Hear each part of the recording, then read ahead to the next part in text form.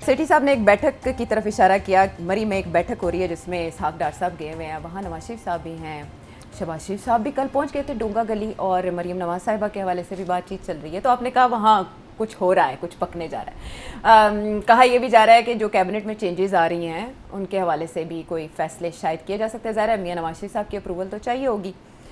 तो एक चेंज जिसकी शद्दोमत से बात की जाती है कि कम से कम एक मिनिस्टर को तो सबसे पहले निकाला जाना चाहिए। अच्छा, ये मैं नहीं कह रही बात, सॉरी, ये बिलावल कह रहे हैं। बिलावल भला क्या कह रहे हैं, सुन लेते हैं उन्हीं की जुबान से। क्या कहते हैं? वज़ीर आज़म शहबाज शरीफ साहब को बाज़ाब्ता खुद क्लैरिफाई करना चाहिए, ये वफाकी हुकूमत का पॉलिसी है। आपका वज़ीर दिफा कह रहा है या नहीं? अगर आपका पॉलिसी है तो रखे उसको, अगर आपका पॉलिसी नहीं है तो लात मार के बाहर निकालो। वाह, अच्छा, ये ना ख्वाजा आसिफ साहब ने एक बयान दिया था रावलकोट और मीरपुर से मुतालिक, जो कश्मीरी है ना, कश्मीरियों से मुतालिक बयान, जिसपे असेंबली में भी तनकीद हुई थी, और उसके बाद अब बिलावल कह रहे हैं लात मार के निकालो। अच्छा, ये ख्वाजा आसिफ हमेशा बयानात की वजह से खबरों में रहते हैं, मीडिया को बड़े पसंद है ख्वाजा साहब आके जो है करते रहते हैं, बड़ा मजा आता है। अंदाज़े बया बड़ा खूबसूरत है। और नहर में जिस अंदाज में वो छलांग लगाते हैं, इसी तरह से वो मीडिया में भी लाइमलाइट में आने के लिए भी कुछ छलांग लगा देते हैं, लेकिन कुछ छलांगे ऐसी हैं जो वो लाइमलाइट से पीछे भी लगाते हैं। ऐसी इंफॉर्मेशन भी आ रही है, एक आध है ऐसी इंफॉर्मेशन भी आ रही है कि कहीं ना कहीं वो इन्वॉल्व हैं, क्योंकि उन्होंने इशारा दिया एक जगह खिताब करते हुए कि कुछ ऑफिसेज बनाने हैं ब्यूरोक्रेसी के लिए, तो उसके लिए ज़मीन सियालकोट में कुछ ऑफिसेज बनाने हैं, लेकिन उसके लिए उन्होंने वो अराजी लेने की बात की जो ख़वातीन की यूनिवर्सिटी के लिए ऑलरेडी मुख्तस की जा चुकी है। शहबाज शरीफ साहब ने उसका इफ्तिताह किया था, इमरान खान साहब ने उसके लिए फंड्स वगैरह दिए थे, और वहाँ अब तकरीबन 7,000 के करीब ज़ेर तालीम है तलबाए इल्म। अब ये गवर्नमेंट कॉलेज विमेन यूनिवर्सिटी जी 200 एकड़ है, लेकिन उसमें से 120 एकड़ ये कह रहे हैं कि हमें चाहिए, क्योंकि ज़ाहिर है माली मसाइल का शिकार है मुल्क और कमी है इस वक्त हमारे पास। लेकिन ख्वाजा आसिफ के इस बयान के बाद क्या हुआ, अदालत की तरफ से स्टे ऑर्डर आ गया, स्टे ऑर्डर की भी खिलाफ वर्जी की गई, उस पर तौहीन अदालत के नोटिस भी हो गए, लेकिन इस मामले को कहा जा रहा है कि ख्वाजा आसिफ का पुश हासिल है, जिसकी वजह से कैबिनेट से भी ये निकल गया मामला। तो मरीम नवाज साहिबा तो ख़वातीन की तालीम की बहुत हामी है, इसकी वजह से लेकर वहाँ बहुत तशवीश है। ख्वाजा आसिफ ये कैसे कर सकते हैं मरीम नवाज साहिबा? देखिए, इसकी जो बैकग्राउंड यही है कि 200 एकड़ ज़मीन मिली थी, पंजाब गवर्नमेंट ने दी थी under the property acquisition act. और वो वहाँ ये कहा गया था कि ये ज़मीन हम ले रहे हैं for building A women's university in the public interest. तो जब हुकूमत उस कानून के तहत कोई ज़मीन लेती है तो उसके लिए कोई तावन वो भी रखता, कॉम्पनसेशन देनी पड़ती। अच्छा, हुआ ये कि जब ये ख्वाजा साहब की तरफ से एक ये इनिशिएटिव आया कि जी 150 या 120 एकड़ 120 एकड़ वापस ले ली जाए और वहाँ कोई गवर्नमेंट के ऑफिसेज बनाए जाए, पंजाब की काबीना ने अप्रूवल दे दी है कि हाँ ले लेंगे ज़मीन। लोग चले गए उठ के अदालत में कि जी आप ये कर नहीं सकते, क्योंकि ये ज़मीन तो यूनिवर्सिटी की है, जिस मकसद के लिए ली गई है वही मकसद के लिए होगी, और जजमेंट्स भी हैं अदालतों की, सुप्रीम कोर्ट की जजमेंट्स भी हैं। तो उन्होंने जाके स्टे ले ली। अच्छा, अब वो स्टे ले ली, और मगर ख्वाजा साहब और ब्यूरोक्रेसी वो तुले हुए थे कि नहीं, हमने तो ये ज़मीन लेनी है 120 एकड़। मुझे नहीं समझ आती क्या चीफ मिनिस्टर साहब को कि मतलब पता नहीं है कि ये यूनिवर्सिटी जो कि, और वो ख़वातीन के लिए तो बहुत कुछ करना चाहती है, और इसको उनको पता होगा कि ये इसके पीछे ड्रामा है क्या, इसके पीछे भी तो पैसे की गेल चल रही होगी ना, कि जी इतनी जल्दी ख्वाजा साहब को क्या ज़रूरत पड़ गई कि जी ब्यूरोक्रेसी के लिए, कमिश्नर के लिए और फलाने के लिए हमने नए दफ्तर बनाने हैं, ये क्या बात हुई। तो इस किस्म की इश्यूज़ चल रहे हैं, और मैं समझता हूँ कि इसमें तफ्तीश होनी चाहिए कि और एक कानून के तहत ये यूनिवर्सिटी की ज़मीन है, ये यूनिवर्सिटी के लिए रहनी चाहिए, आज नहीं कल ज़रूरत पड़ेगी इसकी, और जिस मकसद के लिए ली गई थी वो इसी मकसद के लिए इस्तेमाल होनी चाहिए। और हमेशा जबकि इस किस्म की ज़मीनों के ऊपर कोई रद्दोबदल होता है तो उसके पीछे कोई ना कोई वेस्टेड इंटरेस्ट होता है जिसका फ़ायदा हो रहा होता है, और तो इसमें भी बिल्कुल इसी किस्म की गेम हो रही है। इसके साथ साथ सियालकोट में कंटोनमेंट के इलाके में एक अड्डा है। अच्छा, वो 1972 में जबकि टिक्का खान साहब GOC थे वहाँ, अच्छा। उस वक़्त उन्होंने ये ज़मीन अड्डे के लिए दी थी, अच्छा। और कंटोनमेंट का हिस्सा था। अच्छा, अब एक नया इनिशिएटिव आया, लोग कहते हैं ख्वाजा साहब इसके पीछे है, मुझे नहीं पता है कि नहीं है, मगर आजकल तो सियालकोट में जो भी होता है उसके पीछे कोई ना कोई तो होता है, और लोग यही समझते हैं कि इतने पावरफुल मिनिस्टर हैं तो ख्वाजा साहब ही होंगे इसके पीछे। वो ये कह रहे हैं कि ये चाहते हैं कि ये अड्डा यहाँ से हट के कहीं और जाए, और इल्ज़ाम ये है, झूठा है सच्चा आई डोंट नो, इल्ज़ाम ये है कि किसी का दोस्त है जिसने कोई नई ज़मीन ली है, वो चाहता है कि ये अड्डा यहाँ से हट के वहाँ आ जाए ताकि उसकी ज़मीन की वैल्यू बढ़ जाए। अच्छा, वो जनरल बस स्टैंड है, लारी अड्डा है, ज़ाहिर है सवारियाँ आएंगी जाएंगी और जगह आमदोरफ्त होगी तो हाँ वैल्यू बिल्कुल बिल्कुल होगी, और वहाँ कमर्शियल हब बन जाएगा वो। और उसके लिए और ये कोशिश की जा रही है कि इसको यहाँ से हटा के वहाँ ले जाए।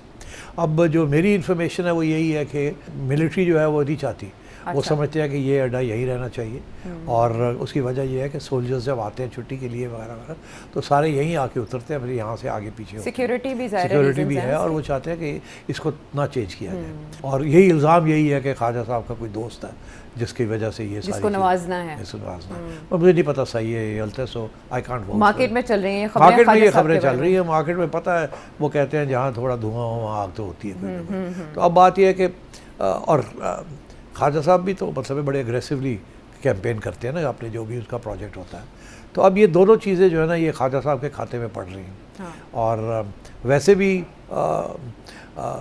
आपको पता ही है वो एक और इशू है जिसमें ख्वाजा साहब ने एक दफ़ा बात की थी, ये जो पाकिस्तान में जो मिसाइल्स हैं जी के नाम चेंज करने चाहिए उनके, क्योंकि लुटेरों के नाम पर हमने अपने मिसाइलों के नाम रखे हुए, उस पर भी बहस छिड़ गई। बिल्कुल असली ये ना देखिए ना, ये तो सारी फ़ौज ने गौरी और अब्दाली बाबर और ये सारी चीज़ें जो हैं हमने तो अफ़गान और मुगलों के नाम के ज़माने उनके नामों पे रखी हुई, और आज ख्वाजा साहब ये कह रहे हैं वो तो लुटेरे थे और इनको आपने क्यों ये किया है। अब बात यह है कि जब ये नाम रखे गए थे उस वक्त हमारे तल्लुकात अफगानिस्तान और अफगानियों के साथ अच्छे थे ना, हम तो उस वक्त समझ रहे थे कि ये हमारा ही हिस्सा है एक किस्म का पाकिस्तान, तो इसलिए हमने तो जाहिर है तारीख में से वही फिगर्स निकाले जो कि बड़े अग्रेसिव थे अगेंस्ट द हिंदूज, जो जंगजू थे, जो बिल्कुल वो सोमनाथ का वाली बात जो अटैक हुए महमूद गजनवी, तो अब इन्होंने इसलिए अपनी मिसाइल्स के भी नाम ये रख दिए। अब ख्वाजा साहब पड़ गए हैं, कहते हैं कि ये नहीं होना चाहिए क्योंकि अफगानिस्तान आपके साथ इस वक्त दुश्मन बन चुका है,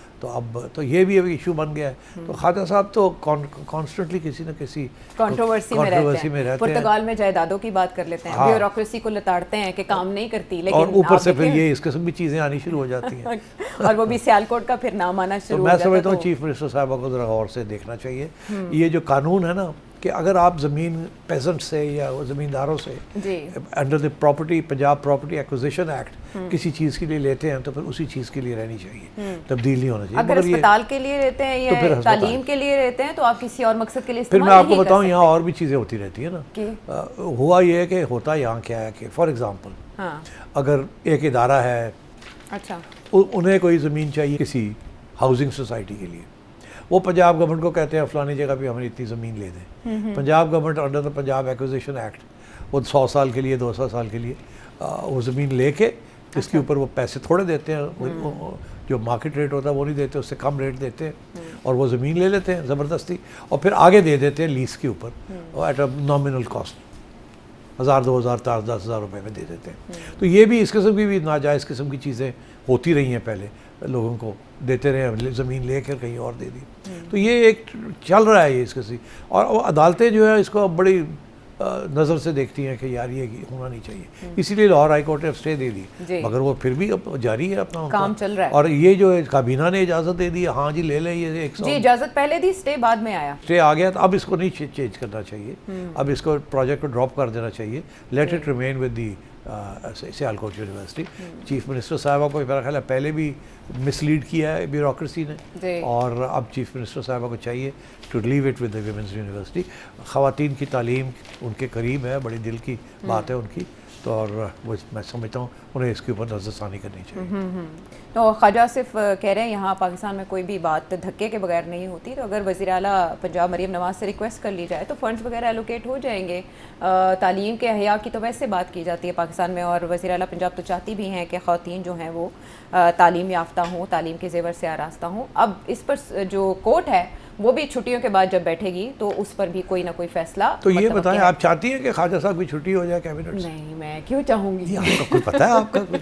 नहीं, मैं बिल्कुल नहीं। हमारे वज़ीर दिफा है भाई, वो जाने, उनके काम जाने, लेकिन वो वहाँ जाना जहाँ उनकी डोमेन नहीं है। वो तो खुद कहा करते थे हर इदारे को अपनी हदूद में रहना चाहिए, तो वो अगर खुद कहीं और जाएंगे तो बात तो होगी ना। नहीं तो आप ये चाहती हैं कि मोहसिन नकवी साहब फॉरेन ऑफिस चले जाएं? मोहसिन नकवी साहब जहाँ है बहुत अच्छा काम कर रहे हैं, बहुत अच्छा परफॉर्म, बल्कि नहीं एडिशनल तो चार्ज जाने लेके की वो क्या, खारिजा अमूर का भी काम कर जाने रहे की हैं। क्या जरूरत है? जो जी। अब वैसे ही काम तो कर रहे हैं ना वो तो फील्ड मार्शल साहब के राइट हैंड मैन है, वो कर रहे हैं, तो उन्हें अब फॉरेन ऑफिस जाने की क्या जरूरत है? वैसे ही हो रहा है वो तो काम। हाँ। उनके पास मिनिस्ट्री ऑफ इंटीरियर है ना, जो कि असली पावर तो वहाँ से आता है। जी, ठीक है, लेकिन वो जाके कैश पटेल से मिल रहे हैं, FBI डायरेक्टर से, हाँ, तो और फिर बोइंग के चीफ से मिल रहे हैं, PIA के लिए बोइंग खरीदने की बात कर रहे हैं। देखे ना आप, इसका तो मतलब इसलिए कह तो रिजाल है, पाकिस्तान में कोई और है ही नहीं। अब देखिए, he is the wonder boy. Oh, तो यू नेम्ड इट। अच्छा, हम सब ढूंढ रहे थे कि वंडर बॉय कौन है। सेठी साहब ने आज बता रही है कि असल में वंडर बॉय मोहसिन नकवी साहब। कोई खबर चिड़िया, कोई खबर, ये जो खबर है ना जी, वो फॉरेन ऑफिस जा रहे हैं, अच्छा। तब्दीली हो रही है, गलत। ख्वाजा इसहाक डार साहब भी नहीं जा रहे कहीं पे? ये मैं नहीं कह सकता कुछ, बिकॉज कुछ छोटा मोटा महाज उनके खिलाफ तो बना हुआ है। वो तो महाज दब नहीं किया था, वो जो हमने डिस्कस किया, तो वो तो खबर कहीं आई गई होगी। आपने कहा था वो दाखिले दफ्तर हो जाएगी, तो वो फाइल तो दब गई। हाँ, ज्यादा से ज्यादा पेश किया गया उन्हें। और मगर मोहसिन नकवी साहब फॉरेन ऑफिस नहीं जा रहे हैं। अच्छा, जहाँ है वहीं रहेंगे और बाकी काम भी करते रहेंगे, जहाँ जहाँ फील्ड मार्शल साहब इनको कहेंगे जाएंगे, वो करेंगे। अच्छा, इंटीरियर। ओहो, हमने ये पढ़ा था कि राना सनाउल्लाह साहब इंटीरियर में आ रहे हैं। नहीं, वो चाहते हैं, राणा साहब चाहते हैं, उन्होंने पहले भी तो इंटीरियर चलाई है ना। जी, बिल्कुल। और तकड़े आदमी हैं। और देखिए ना, इंटीरियर का मसला ये है कि मोहसिन नकवी साहब पूरा टाइम नहीं दे पा रहे ना। It's a full flash job. अब मोहसिन साहब कभी ईरान पहुंचे होते हैं, कभी अमेरिका पहुंचे होते हैं, फिर PCB के इश्यूज चलते जा रहे हैं। वो कहते हैं हमें नहीं टाइम मिलता। इंटीरियर वाल इन्होंने उनको रख लिया एज मिनिस्टर ऑफ स्टेट। क्या नाम है उनका इंटीरियर में? तलाल चौधरी साहब को रख लिया है। हाँ। और तलाल चौधरी साहब का कहना है कि बिल्कुल वो इंटरफेयर नहीं करते, खुली आज़ादी दी और वो हाँ। डायरेक्ट बराह रास्त है। सेक्रेटरी भी और तलाल चौधरी भी काम कर रहे हैं। मोहसिन साहब बस आते हैं जाते हैं। तो आई थिंक फोकस जो है वो ख्वाजा पे ही रखे, आप मोहसिन साहब पे मत रखिए। यही नेट रिजल्ट निकलता मुझे दिखाई दे रहा है। और फिर वो कुछ नौजवानों की इंडक्शन की भी बात हुई थी कि कुछ नौजवान नए वो नौजवानों की बात हो रही है। हाँ। जब मौलाना साहब के बयानात हलचल मचाएं, ख्वाजा आसिफ के बयानात कंट्रोवर्शियल नज़र आए, उनके इक़दामात भी, तो इस ऐसे में सोशल मीडिया पर चलने वाला एक और क्लिप जो कि बानी PTI की हमशीरा नौरीन खान साहिबा का है। ये है तो पॉडकास्ट पुराना, लेकिन लगता है कि उस वक्त ये हज़फ कर दिया गया था उस पॉडकास्ट से और लेटर ऑन ये वायरल हुआ है। नौरीन खान तो मार्का हक को ये समझती हैं कि ये बिल्कुल अलीमा खानम साहिबा के बयान के मुताबिक कि ये फिक्स्ड मैच था। अगर नरेंद्र मोदी चाहते तो भारतीय वज़ीर आज़म 2 मिनट में फिक्स कर सकते थे। 2 बातें यहाँ। हाँ। पहली बात तो ये है कि ये बयान नया नहीं है, पुराना है जी। दूसरी बात ये है कि उस वक्त तो इसको मेरा ख्याल दबा दिया था और अब इसको निकाल के दिखाया जा रहा है। इसकी क्या वजह, कौन दिखा? ये बड़ी इंटरेस्टिंग बात है ना, क्योंकि इस वक्त मौलाना के बाद ये भी बहुत कंट्रोवर्शियल बन चुका है ना। अच्छा। तो अगर मौलाना इज़ इन ट्रबल बिकॉज उनका जो बयान आया उसमें उन्होंने कोई ऐसी बात कर दी जिसके साथ लोग नाराज़ हो गए, तो ये भी बयान ऐसे ही है जैसे कि इस्टेब्लिशमेंट के ख़िलाफ़। ठीक, तो ये मेरा ख्याल है उन्होंने सोचा कि ये अच्छा वक्त है इसको निकालने का, बिकॉज पहले ही वो मौलाना पे तनकीद हो रही है, सारा मीडिया लगा हुआ है, और अब नौरीन जो है वो भी कोई बेवकूफ़ी खातून है, frankly I must say this. ये कोई बयान ना देने वाला, मुझे आप बताएं कि इंडिया के साथ कोलैबोरेट करके एक ड्रामा स्टेज किया गया। मतलब आप सोचे तो सही, ये कौन किस किस्म की डिस्टॉर्टेड माइंड है जो कि इस किस्म की बातें कर रही है। ये तो अपने ही डी में गोल करने वाली बात हुई, अपनी बिल्कुल ऐसे ही है, प्रॉब्लम में आने वाली बात। मगर ये जो बहनें हैं ना, ये इनकी कोशिश ये है कि किसी तरीके के साथ एस्टैब्लिशमेंट के साथ लड़ाई लई है, चलती रहे। अच्छा। और जो इस वक्त PTI की जो लीडरशिप है, जिसमें अफरीदी साहब हैं या बैरिस्टर साहब हैं या लॉयर साहब हैं, सलमान वगैरह, ये सब जो है they don't want a confrontation. इसीलिए तो ये चीज़ें डिस्कस हो रही हैं कि जी स्टैंडिंग कमिटीज़ जो हैं उससे वापस जाना चाहिए, नहीं जाना चाहिए, so on and so fourth. बहुत गलती की है ना इन्होंने। ये बॉयकॉट वाली पॉलिटिक्स जो है ये नहीं चलती। आप ज़माना आगे बढ़ जाता है, आप लूज़ कर जाते हैं। ये अगर सारी कमेटीज़ में ये बैठे होते तो हर रोज़ खबरें बनती।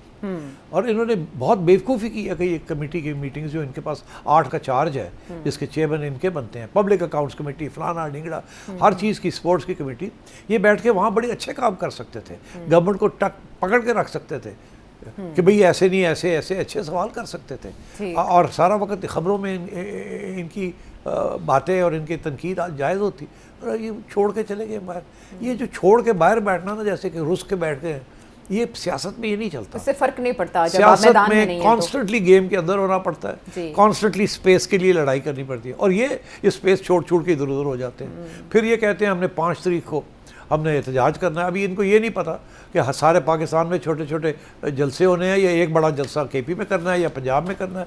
अभी तक लगे हुए हैं, अब कितनी देर रह गई है, तैयारी भी तो करनी होती है। अभी भी कोई इत्तेफाक नहीं हुआ PTI के अंदर। तो ये इनकी सिचुएशन है। और अच्छा है ना कि स्पीकर ने इनको, वो इन्होंने जब कहा था आप छोड़ के जा रहे हैं, स्पीकर ने इनकी कुर्सियां गर्म रखी हुई, आ जाओ आ जाओ आ जाओ।